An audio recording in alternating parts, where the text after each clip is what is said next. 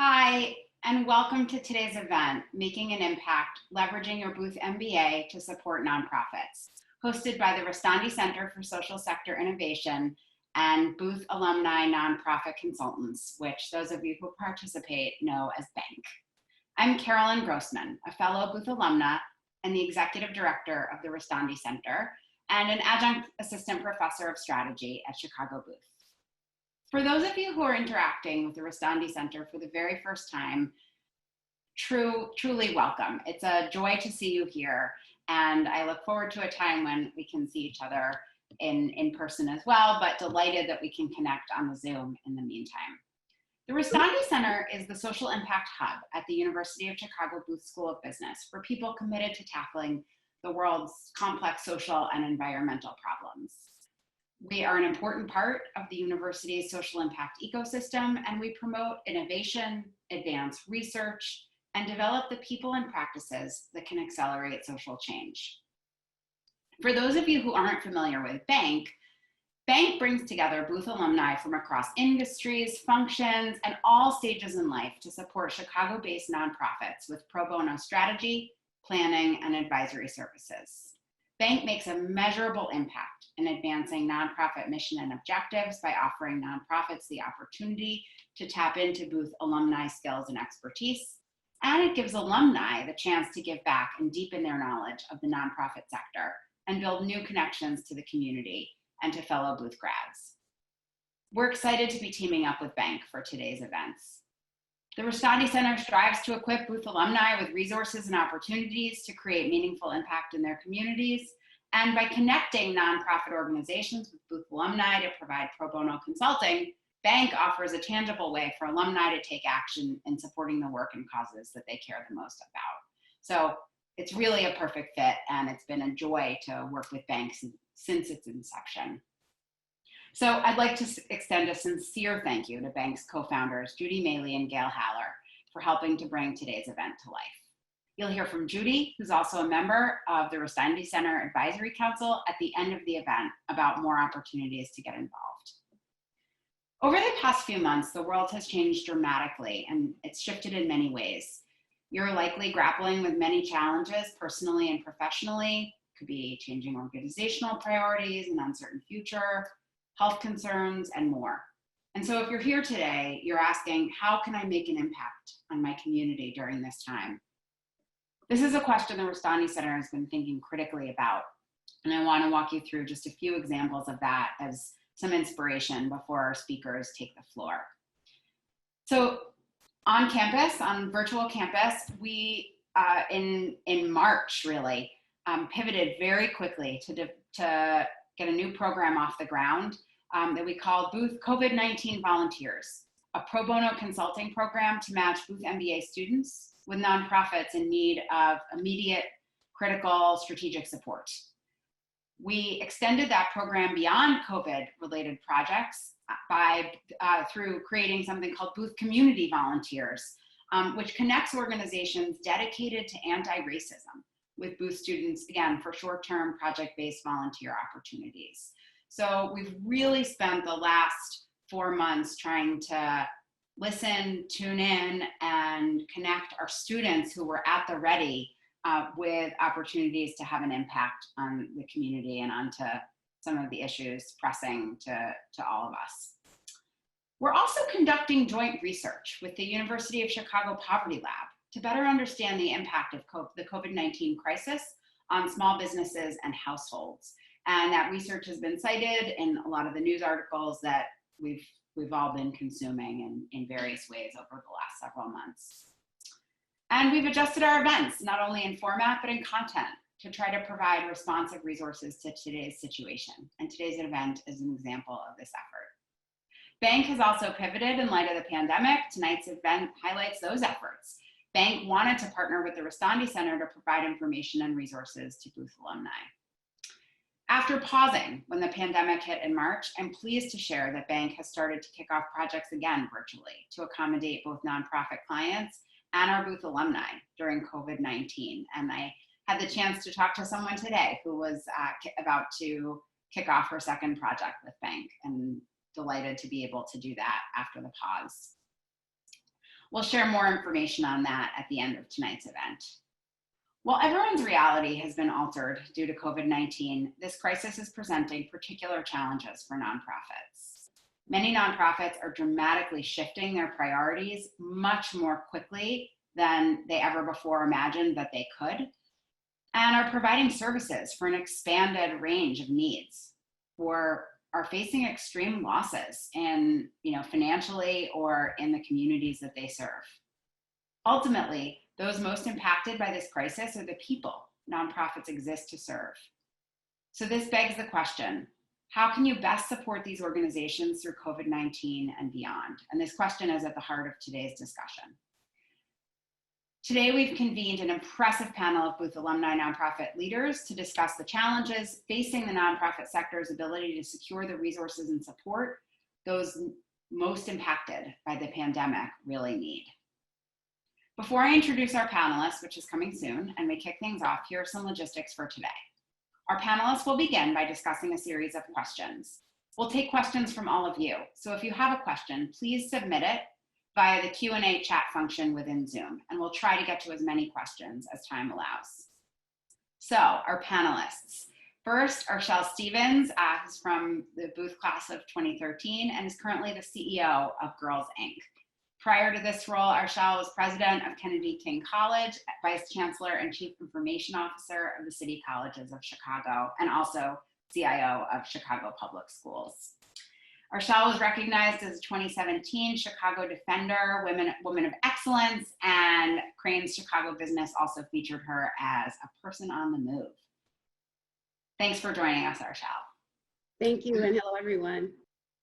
I'm also delighted to see Eric Weinheimer, Booth class of 94, and Eric is immediate past president and CEO of Forefront, which is a fantastic resource for Chicago and Illinois nonprofits. So it's immense resources that Eric and the team at Forefront have created for the nonprofit sector. Eric also sits on the advisory board of the Restandi Center and Benefit Chicago, and is on the board of directors of the Oak Park River Forest Community Foundation. Eric was also president and CEO of CARA, which is now led by another Booth alum, Maria Kim. So thank you for joining us, Eric, and it's always nice to see you. Thank you, Caroline. Great to be here. And finally, Eng-Crandus, class of 92 from Booth, is joining us as the moderator. Oy is the CFO, Chief Financial and Operations Officer of the Chicago Lawyers Committee for Civil Rights, out there fighting the good fight. Thank you, Oy, and is the secretary on the board of directors of RefugeeOne. Previously, Oy was in the business sector as VP of Customer Development at Ascendant and held a number of positions in strategy, finance, business development at Sears and BP Amoco. Oy is also on several boards, on the board of the Ascendant Charitable Foundation and of Temple Judea Mitzvah. With that, please join me in welcoming Arshele, Eric, and Oy, and I will kick it off to you, Oy. Thank you, Carolyn. Hello, everyone. Very excited to be here tonight to talk to you with Arshele and Eric about how you can do more to give back. We're going to move through a series of questions, and hopefully this will be more of a conversation. And we'll try to answer your questions via Q&A if we can, but let's go ahead and get started.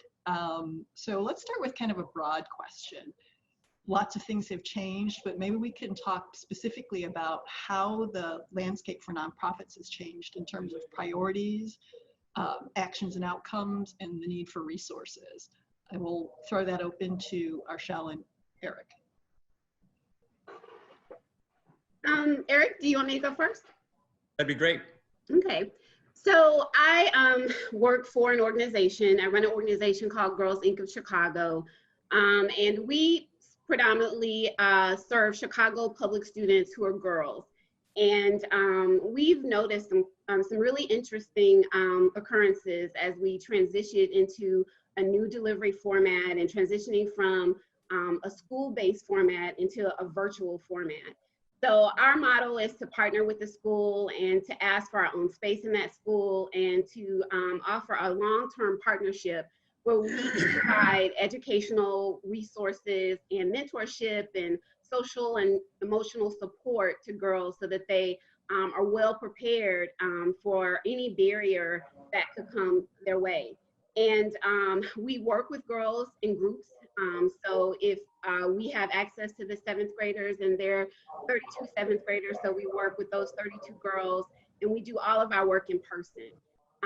We spend a lot of time working with girls to make sure they understand some core values, so that we have some basic principles that teaches them how to interact with one another while they're spending time together. They're thirsty for that type of interaction and thirsty for that type of knowledge. And we find that they, once they learn how to resolve conflict and they understand how to communicate with one another, it's a great experience for everyone. So as we transitioned into the virtual world, we discovered that the girls became a little withdrawn, and that was understandable.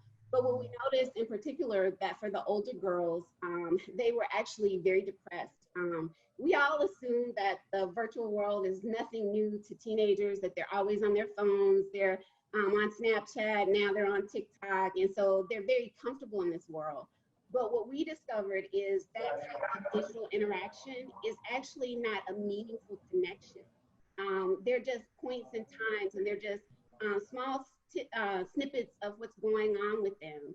And that engagement that we observed when they're in the classroom together, and when they have adults that are helping them to resolve conflict and understand how to work with one another, that's where meaningful work happens. So we found that the older girls were very withdrawn. And as a mom, I thought this was funny, that they had a hard time getting along with their parents. They had spent a great deal of time, that kind of one-on-one interaction with parents. And I had one girl who said, you know what, I appreciate my younger brother so much more because I feel like he really understands me in a different way. So what we found is that resources related to mental health and related to understanding how to adjust to new environments was something that the girls needed. So we have a staple exercise, it's called Girl Chat. It's exactly what you think. It's where girls come together and we talk about topics in a safe environment that they might not have the courage to talk to a family member about. And so what we had to do was increase the occurrences of that. And then we had to offer more one-on-one time with them so that they could be open and honest about things that are happening in their household that might, and how we could support them in solving some of those problems or making situations more comfortable. So in general, we've had to provide more emotional and nurturing support to girls. I think we'll talk about this a little bit later. Of course, there's this idea of technology that's not available to them. And what's interesting when we think about the absence of technology, we think just that. The girls don't have computers. The girls don't have access to the internet. But actually, this idea of the digital divide goes far beyond that. Girls Inc. and like many nonprofits in the city of Chicago, we try to prioritize our services for girls and youth who need it the most. And so often many of us start with youth who live in poverty. And so poverty does exacerbate this idea of the digital divide, but there's something else that you have to consider. So let's say in some household, there is only one guardian, one parent, and it's a woman. Women actually use technology a lot less than men. In some instances, girls live with an older guardian, maybe a grandparent, and there's also a digital divide for grandparents. So this culture of using technology outside of a phone and understanding how to incorporate it into your day-to-day life is something that we've also had to adjust for. Those are the two primary ways, trying to give the teams more time to talk about how they're feeling, giving them new tools to adjust to a different group of people that they're interacting with on a day-to-day basis, and then trying to find ways to better interact with children who do not normally use technology outside of kind of this phone and mobile device. Thanks for that, Arshele. Eric, at Forefront, you would have been able to see what's going on across a lot of nonprofits. So what kind of trends were you seeing in the responses to COVID, and also what was happening with the financial situation for them. Back in April, I think it was, Forefront distributed a survey to our membership. So Forefront is a membership association comprised of nonprofits and foundations. We have 1,100 members all around the state, 200 foundations, 800 nonprofits, and an assortment of other types of organizations, consultants and others. And we sent out this survey about 3 or 4 weeks after the pandemic, the quarantine. The response was overwhelming, as you can imagine. We received so many responses from nonprofits who were very eager to share their experiences, what their needs were, and they knew that we were going to share this with our funder members. So we had distributed the survey, we compiled the results, we analyzed the results, and then we convened a number of funders. We had about 140 funders on this call to review these results. And it was really fascinating to hear people's different perspectives on these results and what they were telling us. And people were looking for new insights about the impact of COVID on nonprofits. What were the challenges from a funding perspective? What were the challenges from an infrastructure perspective? So some people were seeing this as somewhat new information, new insights. But there was a group of these funders who basically said, this is not new. The challenges that nonprofits have been experiencing forever have just been exacerbated. They have been highlighted even more given this pandemic, because the survey's results from nonprofits were saying, we need more flexible funding. We need more general operating support. We need more infrastructure support for our IT. We need more streamlined reporting. All those practices that nonprofits have been advocating for and talking about, I think really took on a much greater urgency in this pandemic than they have in the past. But it was interesting to hear the response from some of the funders, some who were like, wow, and others like, this is what they've been saying all along. And now we're seeing more funders have very intentional conversations about what this funding for nonprofits looks like, what partnership with the foundations actually look like, so that nonprofits can be very, very effective. So I think from the nonprofit side and the foundation side, I think that some of these long-standing issues and some of these challenges, they're going to give and be attention, and I think hopefully we're going to make much more progress going forward. Another interesting thing, and I think it's very clear to all of us over these past 4 months. I live in a community. It's majority white, and there was a Black Lives Matter parade or march in the town next to us, which is more diverse.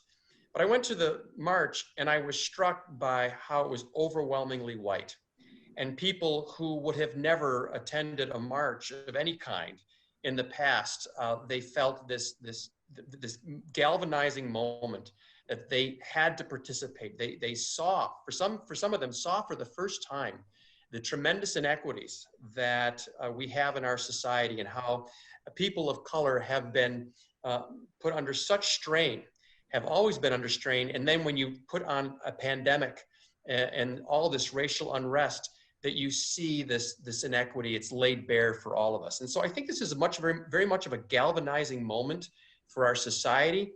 Certainly the nonprofit sector is on the front lines of addressing these inequities. But it's another interesting, some feedback or background, nonprofits and foundations have been talking about addressing racial inequity for years.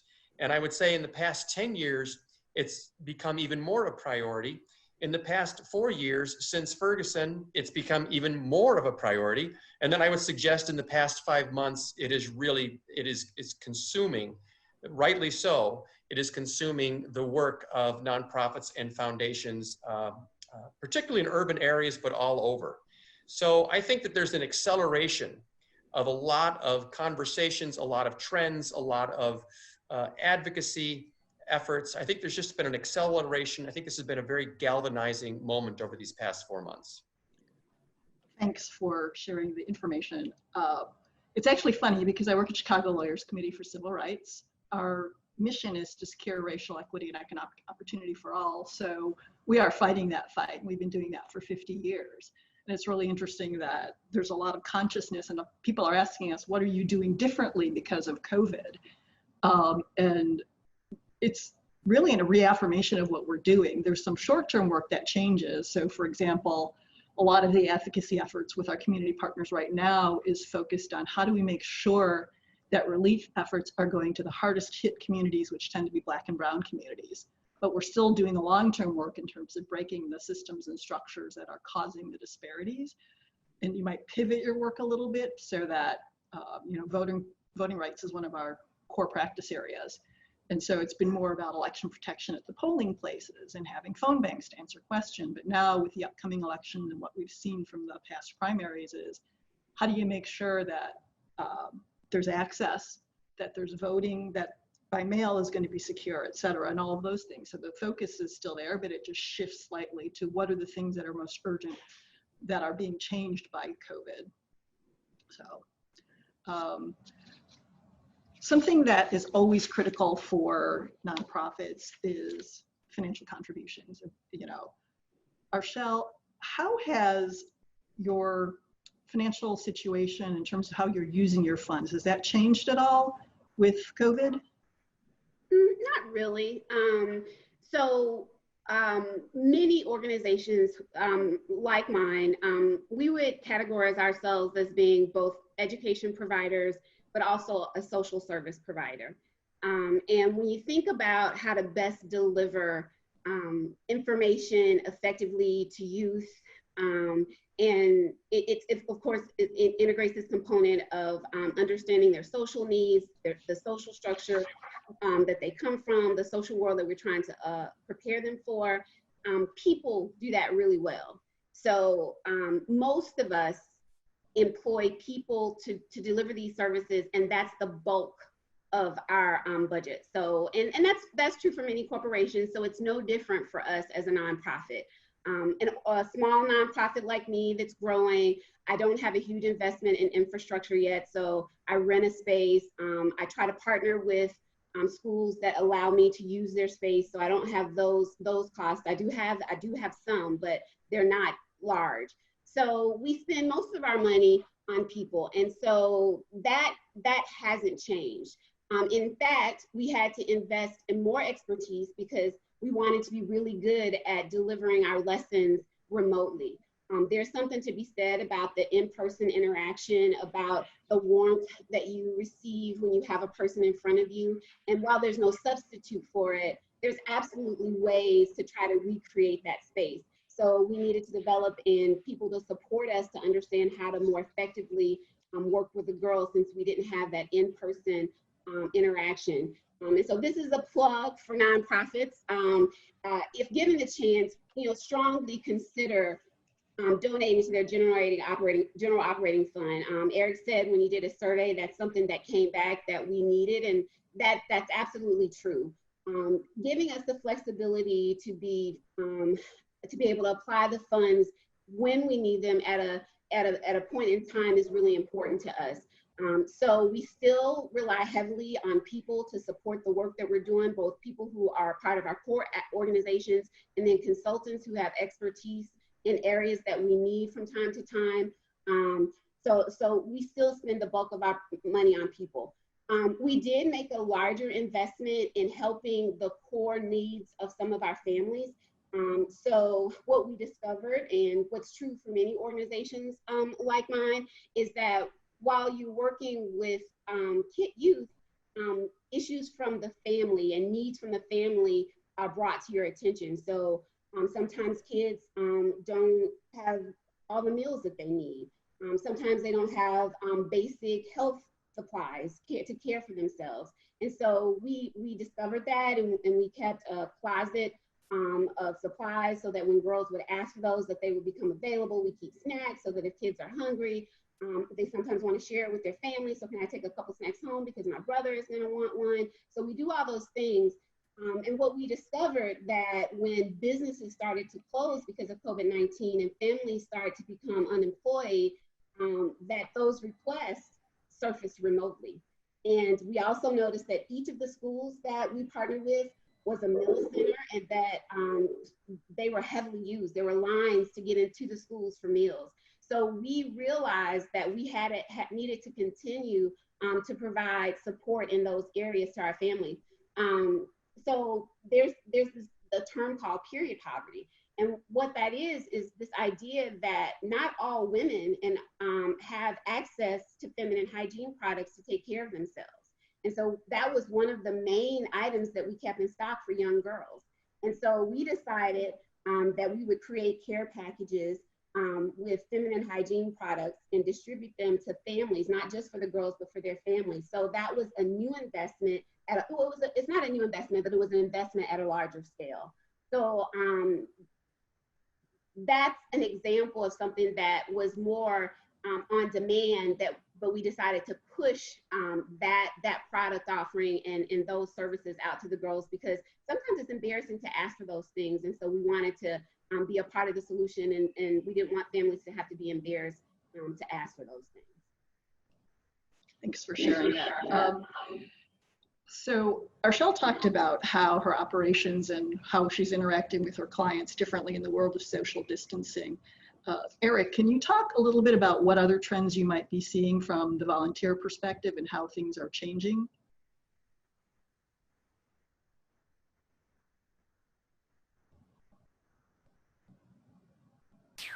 Sorry, I have a phone in the background, so I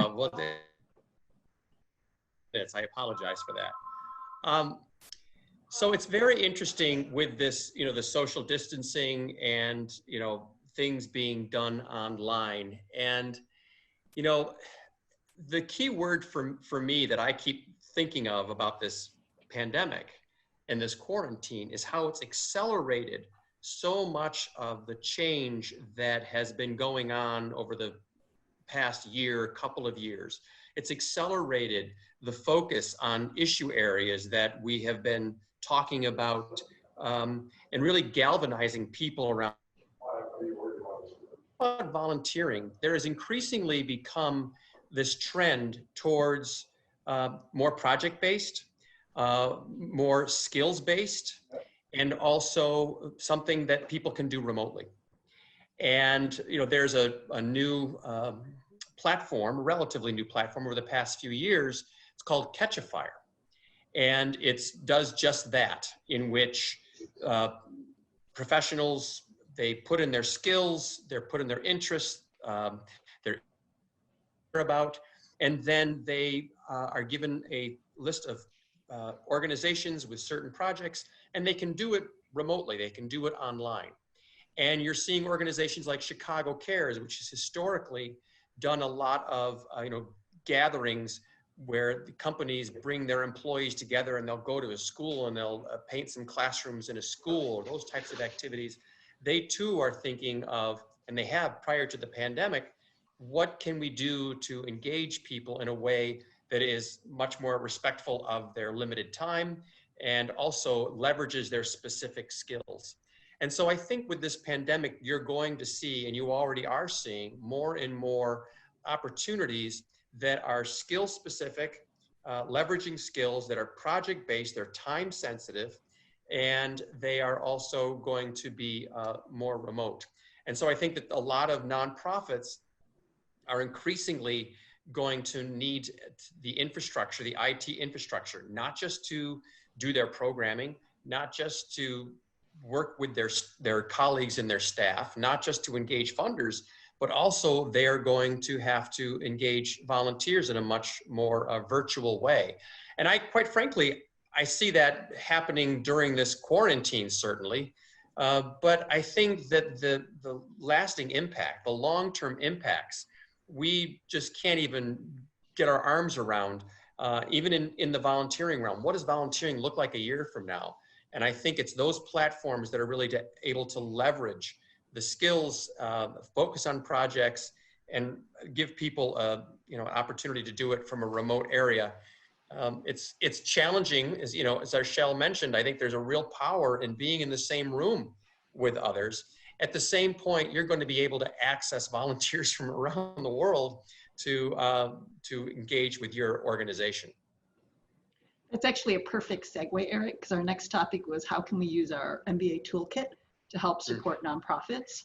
And BANC obviously is one of the sponsors of this event, is an organization that we could take advantage of or tap into to do that. And so I've actually participated on 2 different BANC projects. One was with Margaret's Village, which provides transitional housing on the south side. And the other is with Loaves and Fishes, which is a food bank out in the suburbs. And so for them, you know, it's an urgent need to solve some challenges or questions that they have, but they don't have the time, they don't have the money, they don't have the personnel to tackle it. So assembling the team of Booth MBAs across a wide variety of skill sets and functions, you know, gives them the ability to tap into that. And it's something that can be done remotely. For the last project we were on, we started live and we met with them and we went out and we're actually on their premises, but then COVID hit. And so we ended up doing everything through the phone, through email, through Zoom, etc. And it's a great opportunity to, you know, personally, it's rewarding too. So there's a little bit of a selfish motivation as well. You get to work on a really pressing problem, help a nonprofit have an impact, work with a diverse set of people, and you get to learn a lot. It's fun. So I think those kind of opportunities are the ones that can continue to tap into people in this environment where you can't physically be there to go, for example, for RefugeeOne. We can't go to the refugees' homes anymore. We can't give them in-person mentoring. It's all, you know, removed now. So,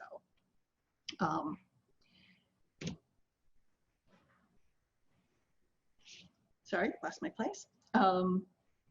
In terms of, so back to Arshele, in terms of volunteering at Girls Inc., has the capacity to take on volunteers changed at all, in addition to it being done in a more socially distanced manner?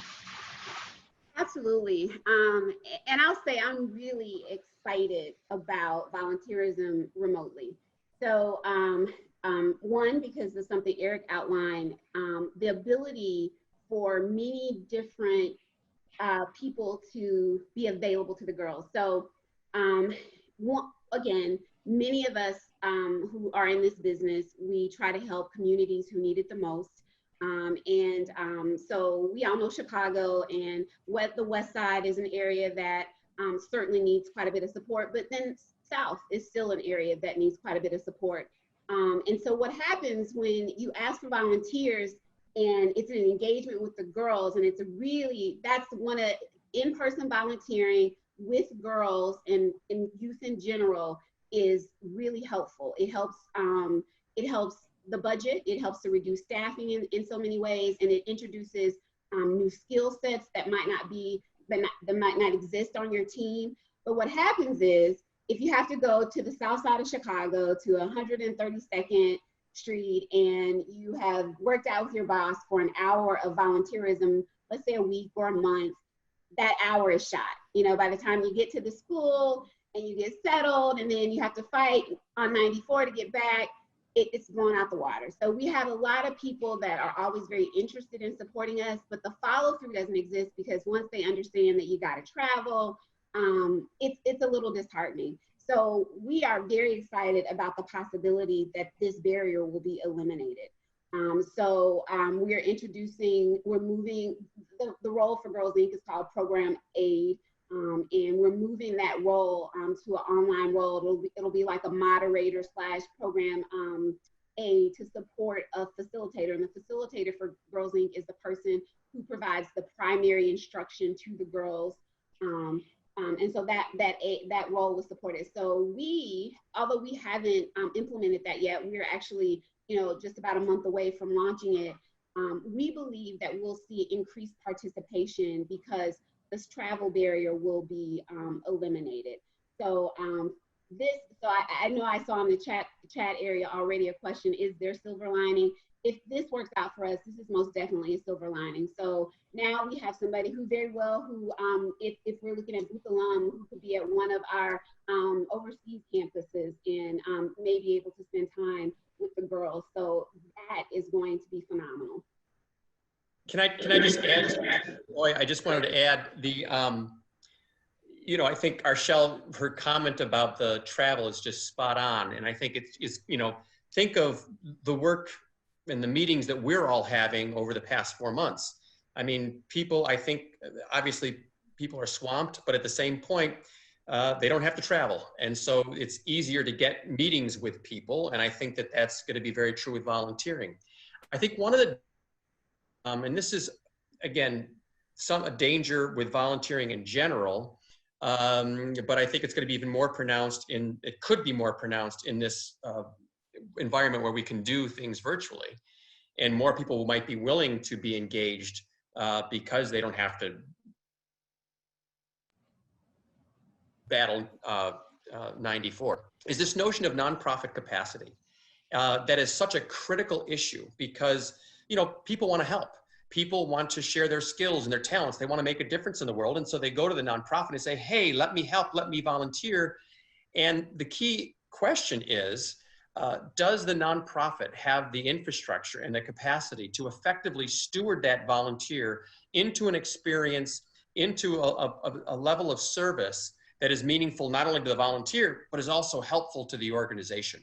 And so I think that's going to be an even more critical question in this new age of this virtual volunteering is, you know, yes, it's you don't have to travel 94, but the staff have to make sure that you have a meaningful experience because they want to keep you engaged, and we want to make sure that you're making a difference for their mission.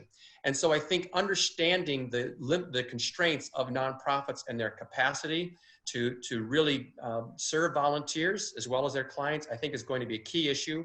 And I think that's really a real value for BANC, that BANC is assessing that out and saying, hey, here are these opportunities, but does the nonprofit truly have the capacity to make sure that it's a worthwhile experience for all involved?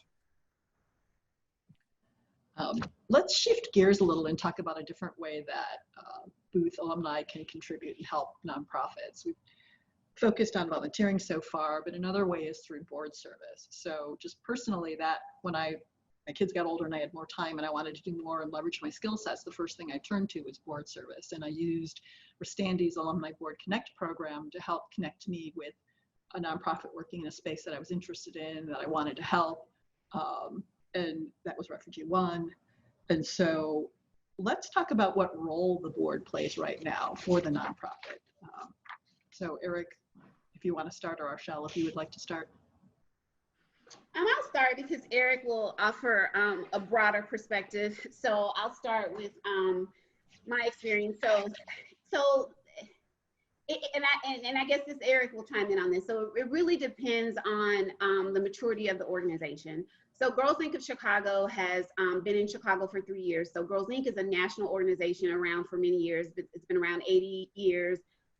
It's in over 100 cities and some in Canada. So the organization itself has a very rich history, but it's new to Chicago. I'm the inaugural CEO. So we're still somewhat of a grassroots organization. I think funders don't necessarily always believe that, but if anybody asks on my behalf, say yes, they are grassroots. I need you to say that for me, okay? For us, I need a fundraising board, right? I need a fundraising board that helps to introduce me to people, that helps me to get the name for Girls Inc. out there, that helps us to get well known in the cities. Illinois has over 39,000 nonprofits. So giving is not new to Chicago or to Illinois. It's something that we've been doing for many years here. And it's okay to have that many because there's work to be done. There are many needs in a city of our size in our makeup, so it's needed. So the board needs to help me to raise money. They also need to, of course, help me with accessing resources that I don't normally have. So for organization, if I had to pay for legal services, that would be awful. So helping me to find pro bono resources for legal, so those things. But the board also has to be in tune with your mission. And yes, this is a girl-serving organization, but as I said before, we prioritize our services, and we try to work with schools who have high poverty levels. So parents who are 90% of the parents are reporting that their families live at or below poverty level. So unfortunately, that has racial implications. It means that we serve a lot of Black and brown students. And so we also need a board who has the desire to be culturally competent and to understand when it's time to make a change. With the introduction of new information that has caused, like Eric says, so many people from many different backgrounds to take a new look at racial injustice.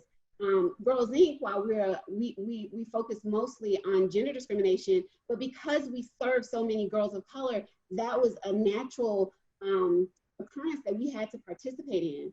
And having a board that understood that and could support our change in messaging and support new decisions to incorporate being a part of this well needed or much needed conversation was important. So they need to help you raise money, they need to hold you accountable, and they also need to understand at a deep level what your core mission is, so that you become flexible and you continue to be part of not just your small area, but when the world or the city needs something bigger, that you're able to participate in that as well. Eric. I'll be honest with you. I have, you want me to follow up with that, Oi? Yes. Oh, I have nothing to add. That was, I couldn't have said it better. I mean, that's exactly right. I agree with everything Arshele said. The role of the board is more important now than it ever has been. And I think the board also needs to be willing to make some hard decisions. Hard decisions about leadership. Is it the right leadership in these new days, in this new age? Is it the right time for the organization to consider strategic partnerships? These are tough conversations that, is at the very heart of the impact that the organization is making in the community. And so I think now is the time to, those issues or those thoughts or those ideas that maybe you pushed off, we'll figure that out at some other time. Now is the time to really have those conversations, difficult conversations. And it's a time that board members can't just fill a seat and just check that box and say, I'm a board member. But we, nonprofits like Girls Inc. and countless others, they need boards to step up from a fundraising, from a networking, from a strategic perspective, also being very clear that they are not the executive team, that they need to make sure the executives are doing their job, but not meddling, because right now is not the time for the executive team to have to manage up unnecessarily with the board. So again, this is a critical time, I think, for board members to really be engaged, really be thoughtful, really be strategic, and add value for the executive team. I'm going to squeeze in one more question before we get to the Q&A. One thing that's been talked about a lot is how COVID-19 has disproportionately impacted the Black and brown communities, and that's the result of all of the systemic inequities or systemic racism and the inequities and disparities that has produced. And Eric touched on it before, and Arshele has touched on it also. How can an organization or how can individuals take action to make a difference towards social and racial justice right now with all of the stuff that's going on? Wow. I would say, so the first step is, I would say, is to get ready for engaging conversations. So kind of prepare yourself to have conversations that you've never had before. So I think the first step in participating is to identify what is most important to you or what moves you the most when it comes to racial inequality and social inequality, and then taking stock of what you can impact, right? So perhaps if you work for a corporation and you make hiring decisions, is that something that you want to take a look at within your company to see, hey, have I overlooked underrepresented ethnicities, and why? You know, and it's really just, it's actually very interesting work. Have someone go through old hiring records and tell you, you know, and this is the conversation you have to have. Tell me, how many Black people applied for this conversation? How many Latina people applied for this position? How many Asian people applied for this position? And when you see a trend where these groups are not being hired, have honest conversations with the people that hire them. It's not, you're not trying to fire them, you're not trying to accuse them. And I think that's one of the hardest things about when you come to conversations about race, is that when someone feels like they have participated in something that has bias to it, you feel so accountable. And you don't have to own that accountability completely. It doesn't make you a bad person. I mean, you know, I'm a Black person. I have participated in things where I'm saying, maybe we didn't do that right. Maybe we didn't think about that correctly. And that's okay. The rubber meets the road when you make that realization and then you try to correct the practice. So you have to, that's the big thing, is you have to be ready to have a conversation. You can't just say, I'm gonna hire more minorities. No, you have to understand why you haven't been hiring minorities. What is it about your hiring practice? What is it about your the culture at your company that makes this the case? And then move forward with creating a hiring process and a culture that is welcoming and supports people that are different across all lines. There's so much to say on this topic, but I would say get ready to have the tough conversations, which means you have to educate yourself, right? Because when you have the conversation, you're gonna have them with many different people who look like you, people who don't look like you, people you interact with on a daily basis, sometimes people that you don't. And so you need to be educated on how to have the conversation as well. So I hope that was helpful. Yeah, I think that's actually perfect. Whoa. Because a lot of people are afraid to engage in a conversation because they don't feel like they know what to say or how to talk about things. And when I joined Chicago Lawyers Committee for Civil Rights, I was like a preschooler surrounded by PhDs. And so I did a crash course in educating myself to make sure I understood. And there's so much to unwrap about that, and making sure that you educate yourself, that, as you said, apply it in professional settings, but also in a personal setting. What can you do every day to be an ally? And then do the things that you normally do, which is lend your skills and your connections. And one thing I will put a plug in for is also take political action, because a lot of the issues relate to the policies and the practices and the structures that have been around for a long time. And then there's also new ones that are emerging as people try to put more roadblocks in the way. And so I would just tag on and echo everything you said, Arshele. And yes, on legislation, right? Understanding who supports legislation that breaks down these barriers and who to vote for is very important. We know that, but sometimes we do. We vote by ticket, right? And so sometimes you need to break it up a little bit, right? So vote. Eric, do you want to add anything before I move to Q&A? Yeah, really quickly. I have a friend of mine who is a white woman who has really been passionate about racial equity for years. She was a race and ethnic studies major in college, and now she's in the corporate world. And you know, she's relatively new to the workplace, but committed to helping her very large organization to move onto a racial equity journey, to embark on a racial equity journey. And the good thing about journey is, you know, we can all start at different stages.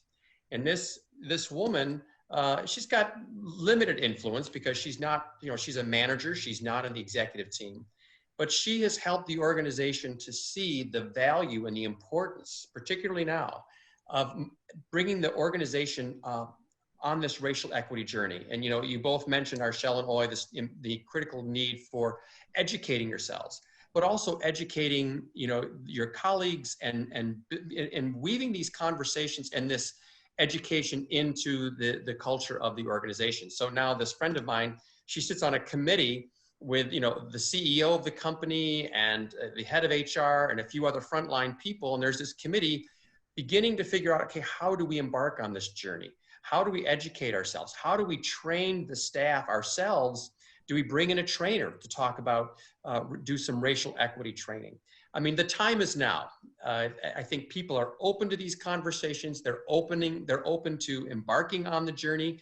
And so to talk to the key influencers in your organization and saying, hey, how about if we convene a group, a diverse group of people from all levels of our organization, and begin to strategize about what a racial equity journey might look like for us at our organization.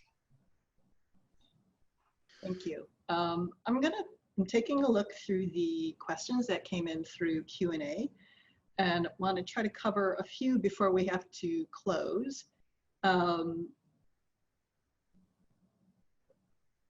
So Arshele, one of the questions is for you. Can you share your thoughts on any personal growth opportunities that were presented to the girls you serve by the requirements to adjust to the new environment?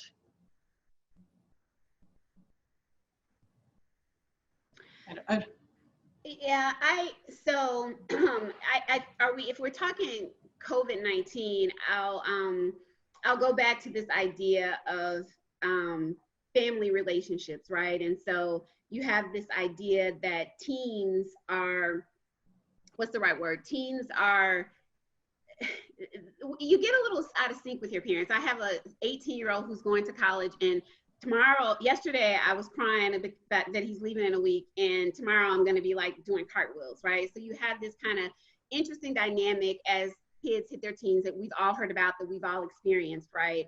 And so I think that we often talk to girls, we found ourselves talking to girls about understanding the parent perspective, right? So understanding what love looks like to a parent, and helping them to understand that while sometimes the love that they're giving to you seems a little smothering, or it feels like it doesn't, that love doesn't understand you, we're asking you to sit down and have a conversation with them. The same conversation that you would have a girlfriend. You have to kind of remove some of the wording and the language, because you can't always talk to your parents like that, right?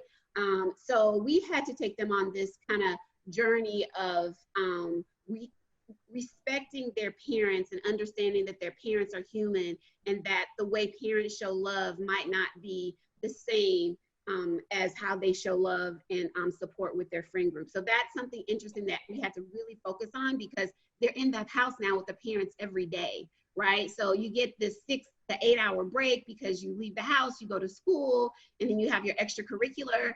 And so being in the house, we found that was really, really interesting and we had to spend time with that. And then there is a journey that we had to take them on related to racial tension that we saw on the news.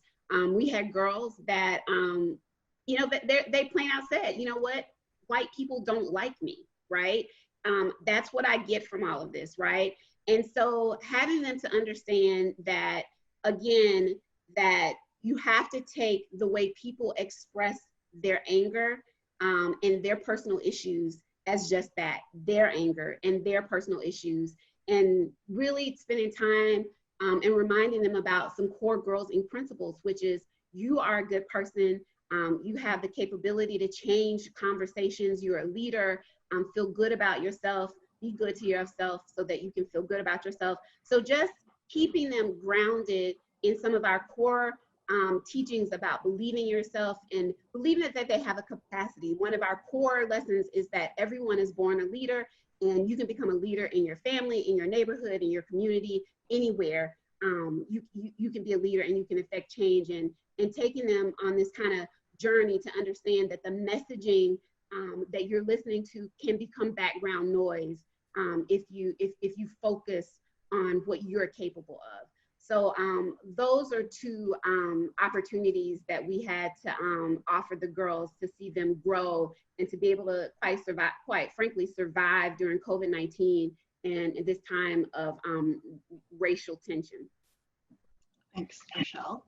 I'm going to do one more question, and the one I'm choosing is near and dear to my heart, and then I'm going to ask Eric also to weigh in. So the question is, what advice do you have for recent Booth graduates that are looking to transition into the nonprofit sector for full-time opportunities?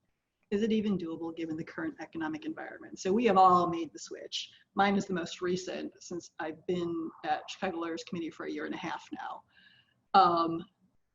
And I want to help everybody get into the sector if that's what they want to do.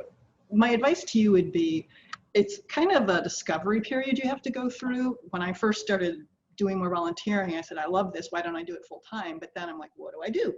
So you have to figure out either through networking and research, what are the skills that you have that are going to be desired by the nonprofits. Also, to be focused about what are the missions that are of interest to you, because it's really hard to make that switch if you're just kind of, well, I'll take any job and get my way in, you know. So I think that's it. And the other thing I would say too is be humble. The thing that I recognize is I've got skills that I want to put at their disposal. And a lot of people that I networked with were like, we don't want those business people that think they know everything to come in and do whatever, and which is not my MO, so I was fine. But you know, think through how is your personality matching with the nonprofit that you're going to, and kind of the norms and culture is very different. And I thought I knew from being on boards and from volunteering and everything, but being on staff is so different. So that's my 2 cents. Eric, what are your thoughts? You know, I completely agree. I think you're spot on all those bits of advice.